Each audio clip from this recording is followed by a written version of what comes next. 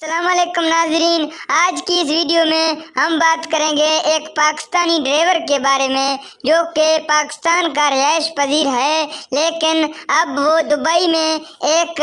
گھر میں ایک عورت کی گاڑی کی ڈرائیورنگ کر رہا تھا، لیکن کچھ عرصے سے وہ اس عورت کی گاڑی کا ڈرائیور ہے اور ڈرائیور بنا ہوا تھا۔ لیکن ویڈیو کو شروع کرنے سے پہلے چینل کو سبسکرائب لازمی کریں، ہم آپ کو مزید اچھی باتیں بتائیں گے اس ڈرائیور کے بارے میں۔ تو چلیے شروع کرتے ہیں۔ یہ ڈرائیور جو کہ پاکستانی ہے، لیکن اس نے دبئی میں جا کے اپنا